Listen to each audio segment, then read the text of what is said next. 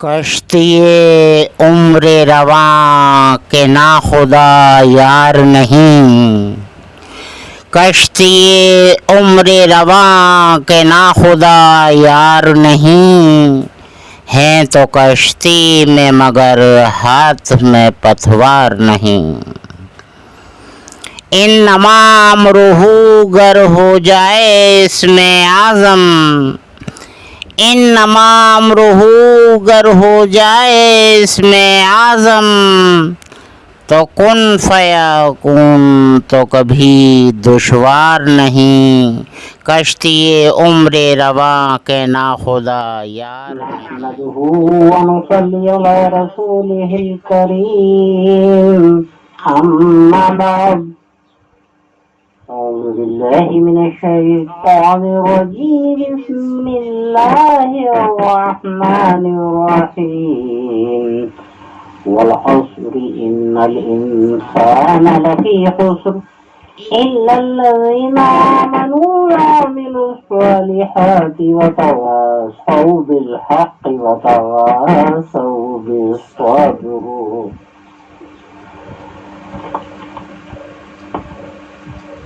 اللہ تعالیٰ نے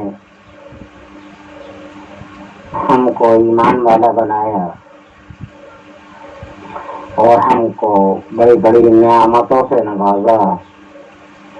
ہمارے 1,24,000 نبی پیغمبر، ان کے واقعات اور ان کے برعکس فرعون حامان شداد وغیرہ جتنے گزرے ہیں، ان سب کے عملی جامع اگر ہم غور کریں، ان پر نظر ڈالیں، ان کو اپنے ذہن میں دوڑائیں اور غور و فکر کریں، تو ہم بے شمار غلطیوں سے بچ سکتے ہیں جو روز محشر بڑے ہی ہمارے لیے خسارے بنیں گے، ان سے ہم محفوظ رہیں گے۔ اللہ تعالیٰ نے ہم کو نفس دیا، نفس کی کئی قسمیں ہیں۔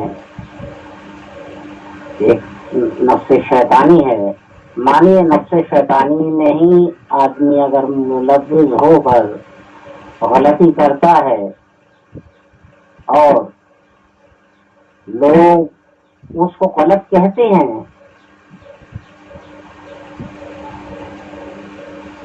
اب وہ اللہ تعالیٰ سے توبہ اللہ کرتا ہے اور اللہ اس کو اپنی شان قدرت سے رحمت سے معاف کر دیتا ہے، اس کا تو معاملہ صاف ہو گیا اللہ کی طرف سے۔ لیکن کہنے والوں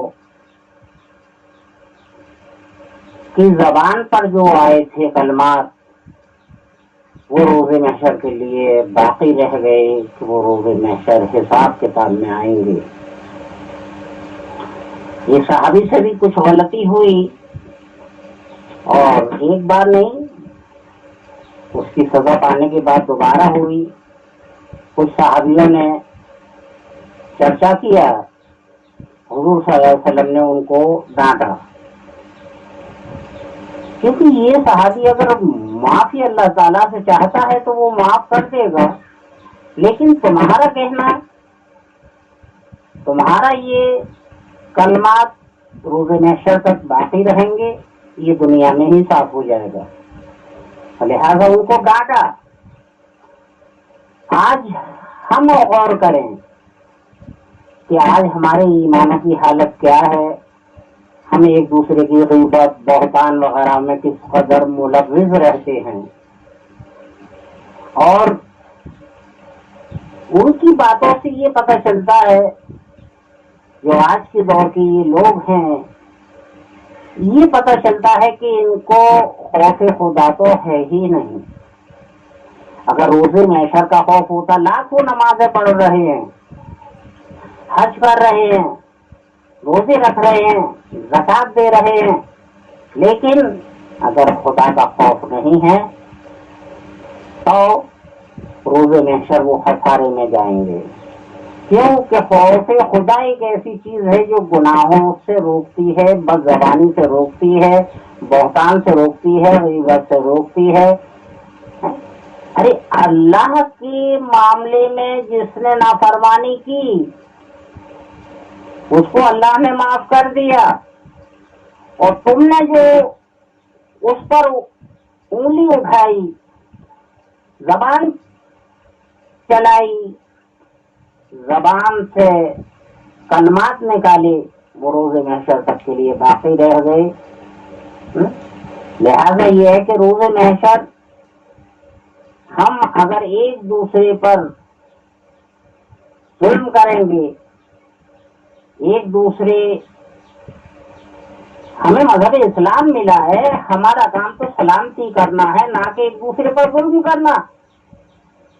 اگر ہم ایک دوسرے پر ظلم کریں گے، لاکھ پڑھ لیا ہم نے لا الہ الا اللہ محمد رسول اللہ، وہاں کیا ذکر آیا؟ ان الذین آمنوا وعملوا الصالحات، الذین آمنوا وعملوا الصالحات اولئک هم خیر البریہ، کہ وہ خیر کی جانب بری کر دیے جائے گا. کون؟ جو بے شک ایمان لایا اور اعمال صالحہ کیے. اگر اس نے زندگی میں فرائض کے علاوہ اعمال صالحہ بھی کیے تو وہ جنت کی جانب بری کر دیا جائے گا. لیکن جزاہم عند ربہم جنات عدن تجری من تحتہا الانہار خالدین فیہا ابدا. اس کو بے شک اس کے لیے جزا ہے، ایسے باغات ہیں جن کے نیچے نہریں رہتی ہوں گی اور وہ ہمیشہ ہمیشہ کی زندگی میں عیش و آرام میں ہوگا. لیکن کیا ہے؟ رضی اللہ عنہم ورضوا عنہ، اللہ اس سے راضی ہوگا اور وہ اللہ سے راضی ہوگا. ایسے انعامات اس کو دیے جائیں گے کہ وہ اللہ سے بہت بہت خوش ہوگا. لیکن یہ سب لاسٹ آیت کیا بتلا رہی ہے؟ رضی اللہ عنہم ورضوا عنہ کے بعد میں اللہ تعالیٰ فرما رہا ہے ذالک لمن خشی ربہ، کہ جو اپنے رب کا خوف رکھتے ہوں گے ان کے لیے. دیکھیے گا ایمان لانے کے بعد میں کتنا کتنا بہتر حکم آیا اعمال صالحہ کے بعد. لیکن یہ اعمال صالحہ نہیں کہ ہم کسی پر غیبت بہتان لگائیں.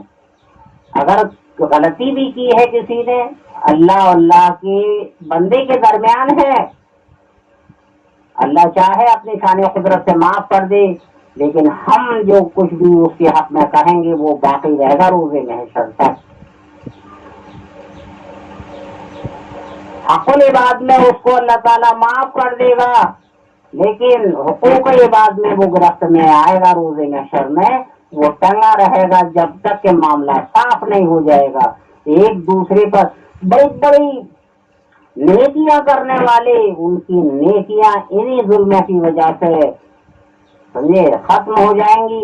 وہ جو کہ بہت بڑے مالدار کہلاتے تھے، بہت واحد عابد کہلاتے تھے، بہت بڑے فقیر کہلاتے تھے، ایک دن وہ ہوگا کہ وہ مفلس ہوں گے. روز محشر ان کے پاس کچھ نہ باقی بچے گا، وہ مفلس ہوں گے روز محشر جو دنیا میں عیش و آرام میں بہت بہت دولت مندی میں رہے.